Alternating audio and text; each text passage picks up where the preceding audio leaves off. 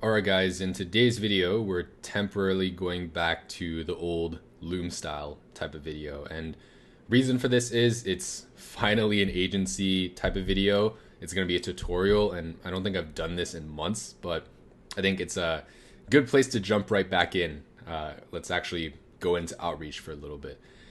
So I get the general question probably like 5 times a day. And the question is like, okay, I'm refining my copy. I know I have decent copy. It's not horrible, right? There's probably some areas that can still be tweaked, but why is it that I'm not even getting remotely close to, the booking percentage, the meeting booking percentage, or the response rates that I should be seeing? Uh, Oftentimes, it's not actually a deliverability issue, although that is the case sometimes, occasionally.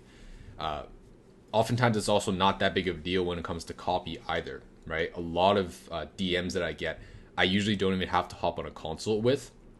I just like shoot over a voice note or a short message, and that handles their problem immediately. But a lot of them, they have like they're on the right track with the copy, but they're just not seeing the responses and meetings booked. Why is that? Well, it's mainly because you guys aren't reaching out to the right types of clients in the first place, right? A lot of the clients you're reaching out to are way out of your scope, whether it's way too big, way too small, or they don't even have the right indicators that they're a successful and serious business yet, right? I think it should be universal when it comes to working with ecom clients, unless you specialize with working with small startups that are just getting their feet wet, which shouldn't be the case for most of you. But if you're working with like ecom businesses that have proof of concept, then you're gonna have to have certain indicators that stay constant regardless of who it is you're reaching out to. And first thing I look at personally is the website, right? And that's the case, in most cases, because regardless of if it's me going through it, if it's my assistant going through it, we typically find our leads through our browser somewhere. We're usually on our computer, unless we're going through the Instagram suggested pages method, which if you're not familiar with, you can go back to one of my older videos. But anyways, most of the time we're going through the browser. It's natural to look at their website first. So let's just hop on here. This is actually a lead that got back to me a couple days ago, and we actually had our first discovery call, I think on Thursday or Friday of this week. And we have a second follow-up call booked for sometime later next week. That's going to be the closing call. But anyways, reason why my team decided they were qualified was, first off, going through their website. They don't have trackable website traffic, which isn't a big deal because a lot of people don't allow tracking, or a lot of people have under a certain threshold that SimilarWeb can't track, which is completely fine because website traffic isn't the end all be all. It's more like a cherry on the top. But main indicator here is that they have good design, right? They have good creatives and content. Their photos look extremely high quality. It looks like they have some user generated content across their website. They have like custom icons down here and stuff like that. Their about pages, and just like the general structure is really, really clean, and the user experience is very, very user friendly, very easy to navigate. That's really all I look at on the website side. The only thing I don't want is, and I hate to call a specific company out, but I think this lead, one of the teams that I hired last year, they reached out to them, and a lot of other leads like it, and I just wasn't able to do anything with it because they were way too small. But as you can see, this almost looks like a drop shipping store. The branding is just really off. The user experience is just really off. Design just isn't anywhere near where it should be. They don't use like a custom font, so it looks like a very generic website from like 2010.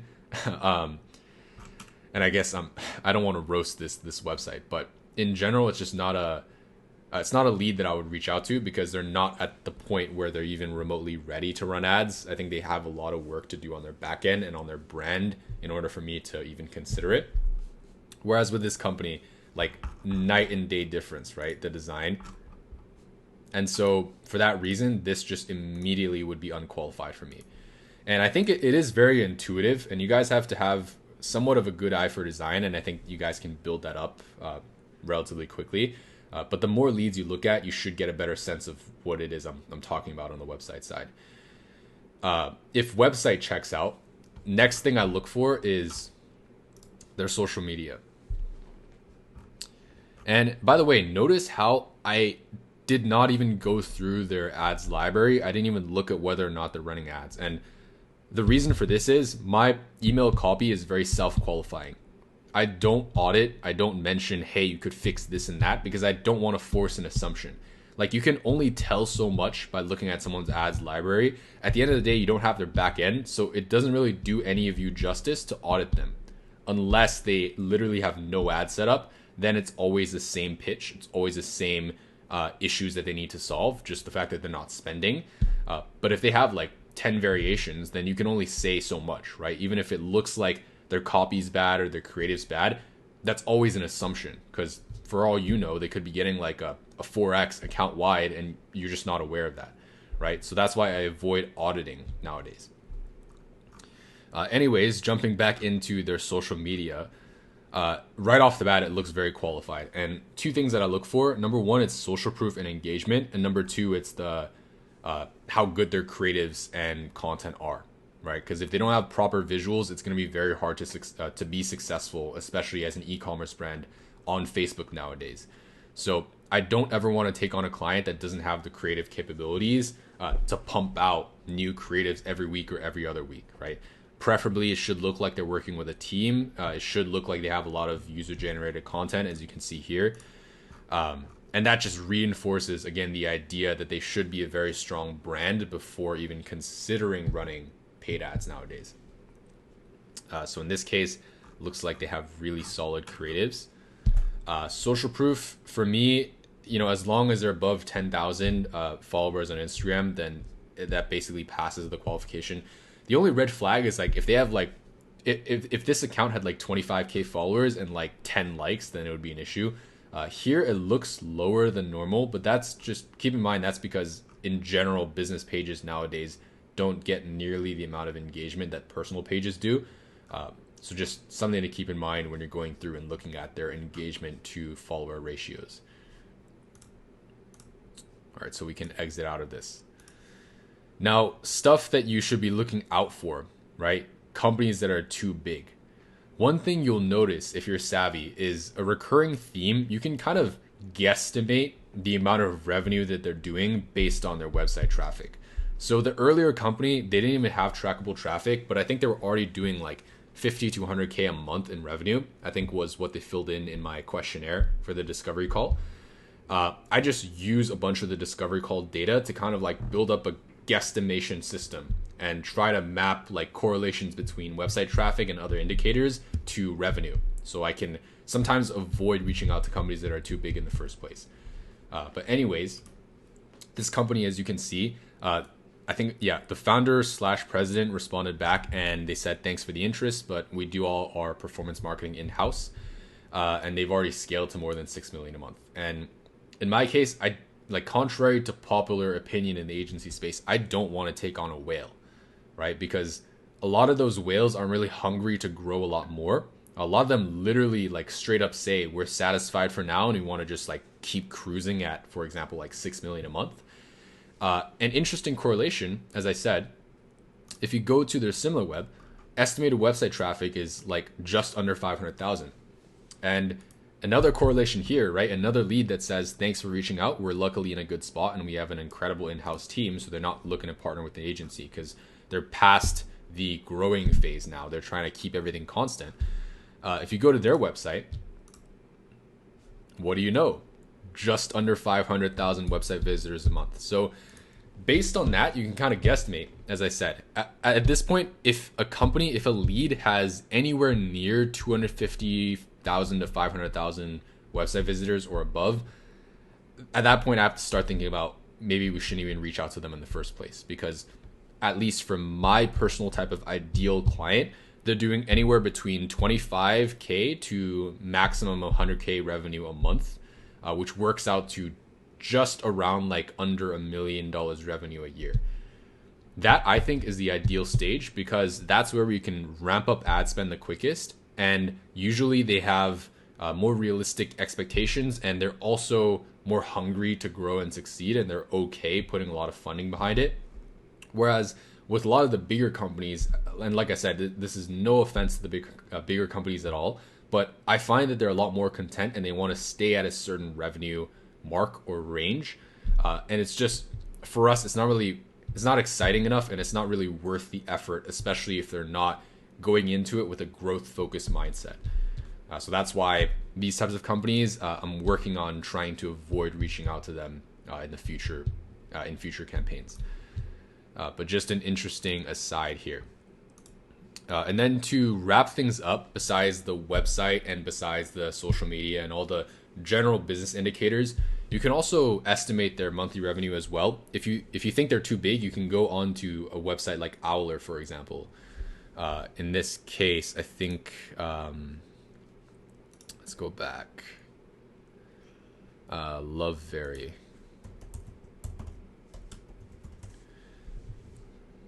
You can use Owler to estimate the revenue, and if they're a bigger company, usually they'll have estimated revenue here. I don't think this is accurate because it says estimated under 1 million. But obviously when they responded back, I think they said they were already doing like 6 million a year. Owler isn't always the best resource, but you can use it to kind of guesstimate. Basically, if they have estimated revenue numbers, they're probably an underestimate because they're not recent enough. But if it says like, even if it says sub 1 million, in most cases it is like already 5, 6, 7, 10 million, right? So for most of the companies I reach out to, they're not even going to have an estimated revenue number here. So just an extra little cherry on the top that you can use.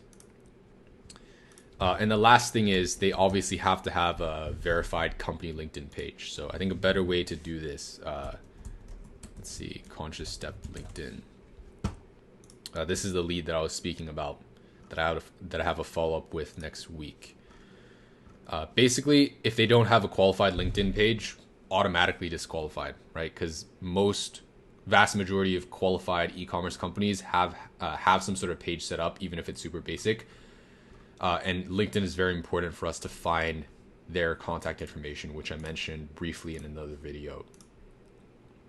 In this case, it looks like, okay, this person is the founder / chief executive. I'm just going to go through Rocket Reach to show you guys. And as I said in the old video, you take this, copy it, go into Never Bounce, and make sure that it shows up green as accepted. And if it does, then you have the right email address, right? The only other hurdle to go over is to double check if they're the right person, right? So if here it says founder and chief executive officer, so it's fine. But for companies that have above around like 25 employees, you want to start looking at someone a step down in the ladder, because the bigger the company, the more likely it is that the founder or owner already relegated to a passive board member position and they delegated a lot of the day-to-day stuff to someone else by hiring in a CEO, for example. So general hierarchy, at least for companies that are under 25 employees publicly listed on LinkedIn, is founder / owner first. Second rung down is the CEO / COO. And then the third rung down, your last resort, is marketing director, CMO, etc. And for companies where they're like above 25 employees, or you can basically tell that they're really big and you still want to give them a shot, that kind of becomes reversed, right? So the CEO / COO would generally come first, and then you would have the CMO second, and then the founder or owner generally slides down to the third place. But to double check, you just want to look at their job description and see how active they are in the company, right? If it just says owner and it doesn't say that they're interactive on the day-to-day with the company, and they're more so just like a passive like back seat, so to speak, then it's probably a wiser decision to go after a CMO or a CEO, for example.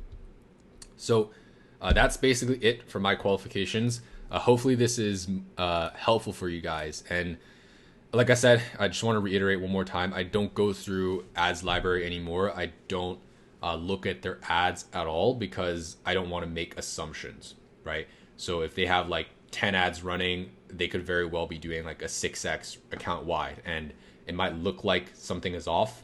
You know, for example, it might look like their copy is wrong or their creatives aren't strong enough, but you just never know, right?